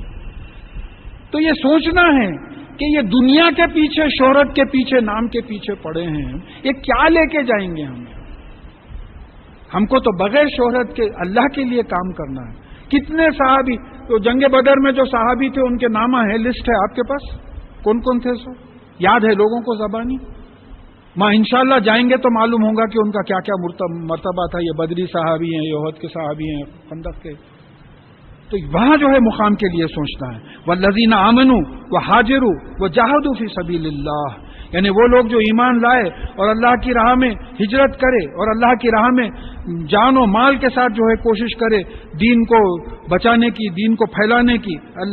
اور پھر وہ والذین آووا ونصروا، اور وہ لوگ جو ان کو پناہ دی، انہوں نے بسایا اور ان کی مدد کی، یعنی انصار. اولئک ھم المؤمنون حقا، یہی حقیقت میں مومنین ہیں. اب پھر جائزہ لیجیے آپ کا. والذین آمنوا، چلیے ایمان کا تو بول سکتے بھی، اندر کی کیفیت ہے. والذین ہاجروا، اب ہجرت یہاں سے کہیں ہجرت کا سوال نہیں رہا. ہجرت گناہ چھوڑ دینا. ایمان ہے کیا؟ گناہ چھوڑے کیا؟ اللہ کی راہ میں جہاد. پہلا جہاد یہ ہے کہ اللہ کے کلام کو سمجھو، رسول اللہ صلی اللہ علیہ وسلم کی زندگی کو سمجھو. پہلا جہاد تو یہ ہے. تبوک سے واپسی میں، مجھے جہاں تک یاد ہے، تبوک سے واپسی میں رسول اللہ صلی اللہ علیہ وسلم نے کہا کہ ہم چھوٹے جہاد سے بڑے جہاد کی طرف جا رہے ہیں. تو بولے اتنی زبردست 100 سے میل سفر کر کے گرمی کے موسم میں اس سے بڑا جہاد کیا ہے؟ بولے تو وہ نفس کا جہاد ہے، اپنے سے جہاد ہے.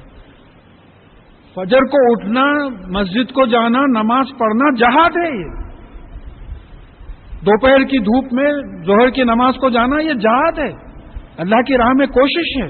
لوگ دیکھ رہے ہیں، تمام لوگوں کی نظریں ہیں، لوگ بول رہے ہیں کیا ہے صاحب یہ قوم، دھوپ رو بارش رو، مسجدیں دیکھیے کھچا کھچ بھری رہتی ہے. تو یہ ڈسپلے کرنا ہے، لوگوں کی مدد کرنا، قرآن پڑھنا، حدیث پڑھنا، سیرت پڑھنا، لوگوں کو سمجھانا. یہ دیکھنا رجال قوامون علی النساء، بلکہ آ گئی بات کہ مرد جو ہے عورتوں پہ وہ ہیں انچارج ہیں، بلکہ اس کا ٹرانسلیشن کر دیے تو انچارج کا ہے کہ کھانے پلانے کے. بھائی اصل تو دین امپلیمنٹ کرنے کا ہے. آپ اپنے گھر میں دین رائج کریں یا نہیں کریں وہ جو ہے آپ سے پوچھو گی.